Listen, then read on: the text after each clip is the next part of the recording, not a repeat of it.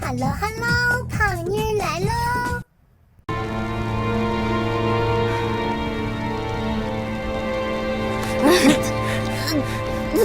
咱们主仆二人已经很久没像现在这样面对面好好说会话了。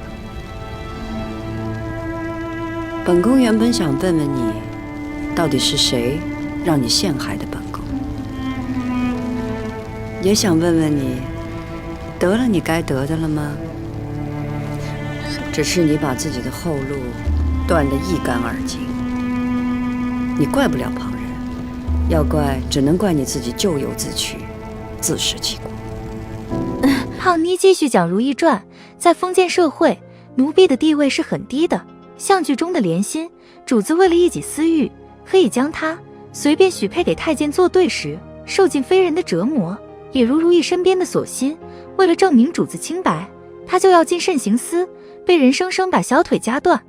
容佩性格泼辣耿直，但是如懿一去世，她就以身殉主，这是为什么？一方面是因为容佩对如懿的确感情深厚，另一方面，这些年如懿借容佩的手得罪了太多人，就算容佩不殉主，她的下场也不会好。有人说如懿去世时，魏嬿婉已经失势，掀不起什么风浪，但是魏嬿婉的儿子还活着呀，而且最后还当了皇帝。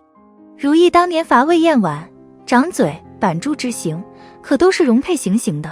太后、海兰、颖妃能量再强大，会费尽心思去护一个奴婢吗？因此在当时的社会，尤其是紫禁城中，身为奴婢，别说拥有什么尊严地位，就算是性命也不完全是自己的。如懿的陪嫁阿若也是一个奴婢，但她却是无比幸运的一个奴婢。首先她漂亮，据原著中描述，阿若的姿色不比如懿差，而电视剧在选角上虽然没体现出阿若的美貌，但皇上和嘉妃的确都夸奖过阿若清秀可人。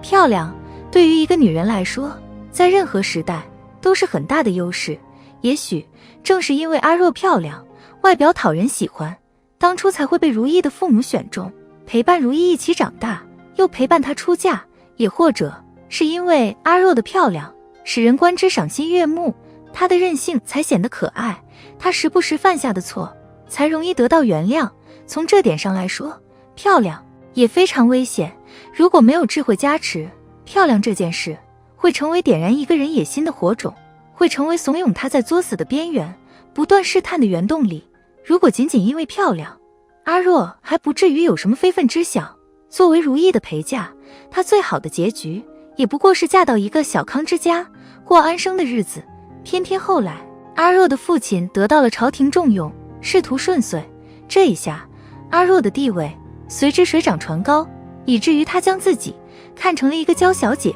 不但不肯穿奴婢的衣服，还使唤锁心伺候她。而白蕊姬承宠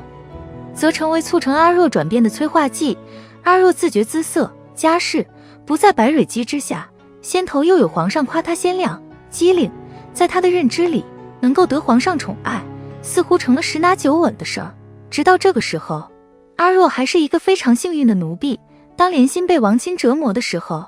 阿若在幸灾乐祸；当李煜被罚跪的时候，阿若正在延禧宫作威作福；当锁心伺候如懿一天，回到房里还要伺候阿若，疲惫不堪的时候，阿若正对着镜子端详自己的美貌，加之摊上了如懿这样一个好性子的主子，从未对她打骂苛责。阿若的日子过得不要太舒服。阿若最终黑化，虽然有她本性不安分、心思不纯正的因素，却也有如懿的推波助澜。青少年时代的如懿心气甚高，但凡心气高的人都容易自信心爆棚。他认为自己足够聪明，无需从奴婢身上借力。他看重奴婢是否灵动有趣，多过于是否稳重老成，所以他没有选择像皇后身边的素练、嘉妃身边的珍淑那样给力的奴婢陪伴左右。嫁给弘历之后，如懿虽然只是侧福晋，但她知道在弘历心中，她的地位远胜于富察氏。有了这一份自信在，她无需诚惶诚恐。哪怕弘历坐上皇位，她依然敢就西方一夫一妻制的问题和弘历斗斗嘴，增加两人之间的小情趣。基于这样的心理，如意对阿若的态度是宠溺的。她的宠溺一方面在于本性如此，喜欢大事化了，小事化无；另一方面是相信自己有足够的能量罩着阿若。阿若欺负所心，如意不是不知道，却每次都是不痛不痒说几句，从不重罚。阿若处事张扬，在内务府出言不逊，如意也不是没听说，但她不把这当回事，觉得阿若性格向来如此，没有坏心，同是奴婢，连心受苦受难。阿若人前背后出言嘲讽，如意依然只是苦口婆心的劝。如意对阿若仿若是宠爱熊孩子般的纵容，来源于她自己对于宫中生活严峻性的低估。一个谨小慎微的人，第一次看到阿若欺负所心，就应该给予惩罚，告诫自己宫中人人平等，以儆效尤。一个心思缜密的人，听闻阿若在内务府说的那番话，就应该想到皇后和贵妃会因此不满，约束阿若不许妄言。一个深谙人性的人，听闻阿若对莲心没有同情，只有嘲讽，就应该明白阿若不是善类，必当快快地找个人家把她嫁出去。如果如意能够从一开始就让阿若认清自己的身份，让她有精准的定位，阿若也不至于任性妄为至此。如果如意对自己不那么自信，没有低估阿若的杀伤力，早早把她打发出去，阿若就算性格不好，夫妻不和，以他父亲在朝中的地位，总不至于沦落到跪在床边侍寝，后又被处以猫刑的悲惨境地。很多人不理解，罚阿若在大雨天里跪着的是贵妃，为什么阿若会对如意恨之入骨？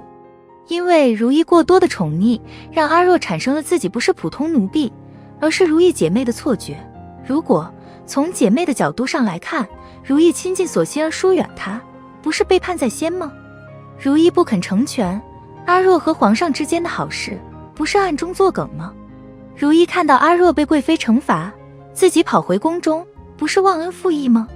这些想法在局外人看来是很荒谬的，但这荒谬难道不是如意一口一口地喂给阿若的吗？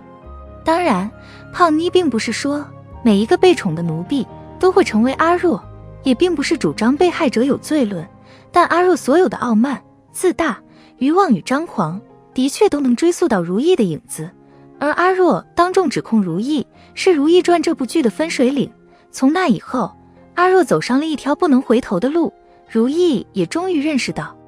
在宫中生活不是儿戏伴君左右，不是小儿女谈恋爱。阿若使如意跌入谷底，又迅速成长，只不过这成长的代价实在太大了。